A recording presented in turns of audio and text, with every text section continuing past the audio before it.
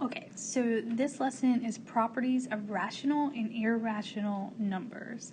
Our learning target is I can use properties of rational and irrational numbers to solve problems. Now, I just want to first of all say that I hate this lesson, but you will see this stuff on the ACT. I've even seen it on the GRE, which is a graduate record exam. It's what you take to get into like grad school, to get your master's and things. So as much as I don't like it, it is very relevant, and it's just one of those things I gotta teach you. So here it goes. All right. So I'm gonna give you a definition for rational and irrational number. All right. So the definition: these are numbers that can be expressed as a fraction. Okay, this includes perfect squares,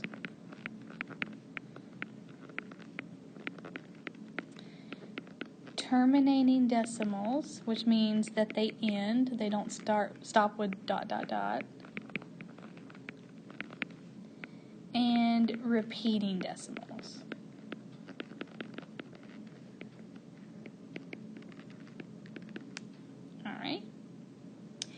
Irrational numbers, numbers that cannot be expressed as a fraction. So these would be decimals that don't stop, decimals that don't stop, or they don't repeat, and pi is irrational.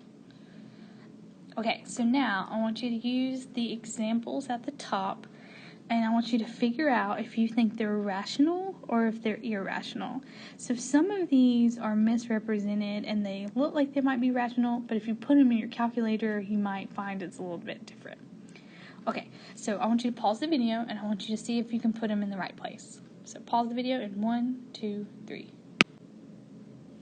Alright, you can check these out. The rational ones are whole numbers, they can be written as a fraction, they're perfect squares, the decimals end, or they repeat. The ones that are irrationals are pi, usually anything with a radical as long as it's not a perfect square, anything that ends with a ... because it's not going to repeat, anything like that.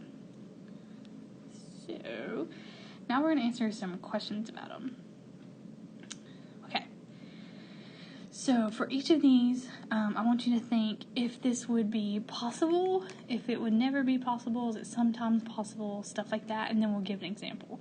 So think about if you added two rational numbers together, would it equal a rational? Okay. So the answer is yes, because let's say you did 4 and 3/7. Those are two rational numbers. You would get 4 and 3/7, which is another rational number. There's no way you can add two rationals and get an irrational. Alright, so let's think about this one. If you added a rational number and an irrational number, is it possible to get a rational? Alright, this is not possible. So just add any rational number and an irrational, and you're still going to get an irrational number.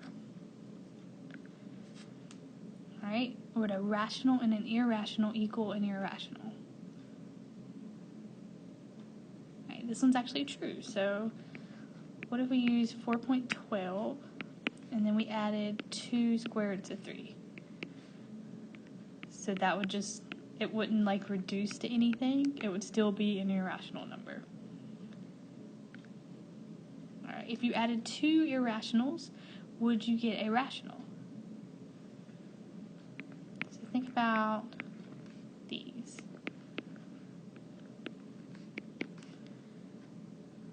Alright, they're both irrational numbers. If I add them together, I could get a rational. So these are really hard to think about, and then I'll show you some easier examples. Alright, if you added two irrationals, would you always get an irrational? So if I added pi and I added like 7.1345, then yes, it would be irrational. There's no way you can combine those two numbers. Alright, so now we're going to look at multiplication. Irrational times irrational equals irrational. Yeah, that totally makes sense. That could totally happen. 2 times 3 equals 6. Alright, what about irrational times an irrational equals irrational? This one's not possible. There's no way that's ever going to happen. Alright, what about irrational times an irrational? Would you get an irrational? Yes, that's totally possible. So if I multiply negative 3 times pi, I would get negative 3 pi, which is still an irrational number. Alright, an irrational times an irrational, could you get a rational? Yes. So if I did 2 squared to 3, and I multiplied it by the square root of 3, I get 6. That's a rational number. Irrational times an irrational gets an irrational. Yes, that could totally happen. So here's two irrationals. When I multiply them together, I get another irrational. Alright, what if you divided? A rational divided by a rational, would you always get a rational?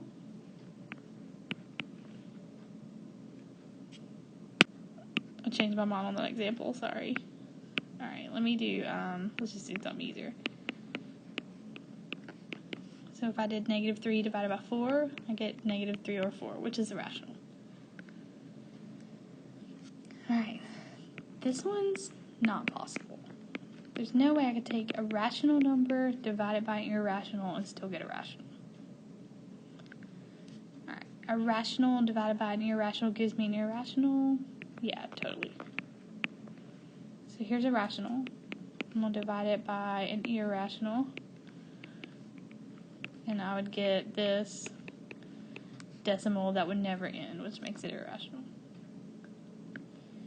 Alright, an irrational divided by irrational, could it give me a rational? So here's an irrational. And I'm going to divide it by another irrational, and I get negative 1. So that's really the only way that's going to work out. 50. Irrational divided by irrational gets an irrational. Yeah, you could totally do that. So, I did something like that. Alright, so I don't really like those, but here are the questions, something like this I would ask you. So in the figure, if A equaled the square root of 3, and B equaled 4, what type of number could C be? And I just really want to know, would it be a rational number or an irrational number? Okay, so we're going to think back to Math 1 in middle school days. So anytime we do a right triangle and we're talking about 3 sides, we're going to use the Pythagorean theorem. And we'll go over this later in another unit, but the Pythagorean theorem is A squared plus B squared equals C squared. So we know that A is the square root of 3. And we know that B is 4 squared. So the square root of 3 squared is just 3. 4 squared is 16. 3 plus 16 is C squared. The only way I can get rid of a square is to square root both sides. So C equals the square root of 19, which happens to be an irrational number. So these are the types of questions that I would ask you. Alright, so I got bored once again. Try your assignment. Let me know if you have questions. If this part, this 1 through 15, really blew your mind, then don't worry about it. You'll be fine.